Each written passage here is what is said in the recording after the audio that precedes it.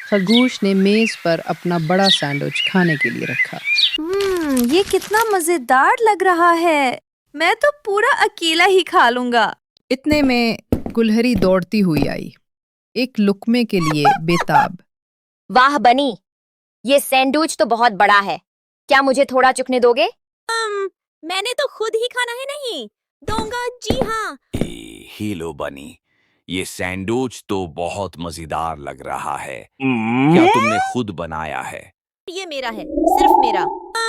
मैंने तो खुद ही खाना है। नहीं दूंगा, जी हाँ। और ये मेरा है, सिर्फ मेरा। मैं बांटना नहीं चाहता। अगर मैं बांट दूं तो मेरे लिए कम रह जाएगा। लेकिन दोस्त हमेशा बांटते हैं, है ना बनी? बेटा याद रखो, बांटने से खाने का मजा और बढ़ जाता है। लेकिन अम्मी, अगर मुझे और भूख लगी तो? तुम्हें पूरा देने की जरूरत नहीं, बस थोड़ा सा काफी है। जी हाँ, एक छोटा सा लकमा भी मुझे खुश कर देगा ये। चलो दे देता हूँ। ये लो गलहरी, ये तुम्हारा हिस्सा। शुक्रिया बनीश। किसी ने सैंडविच कहा, मुझे जरा सा टकरा मिल सकता है? वाह, शुक्रिया बनी। थैंक्स ये बनी। तुम्हारी मेहरबानी है। फिर खरगोश बनी ने मिक्स लूंगी को भी हिस्सा दिया। दोस्त सब बैठ गए और खुशी से खाने लगे।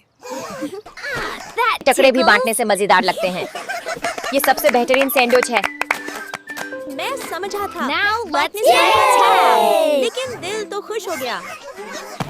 बांटने से पीठ और दिल दोनों भर जाते हैं। अब चलो दौड़ लगाते हैं। मैं तुम्हें पहले पकड़ूंगी।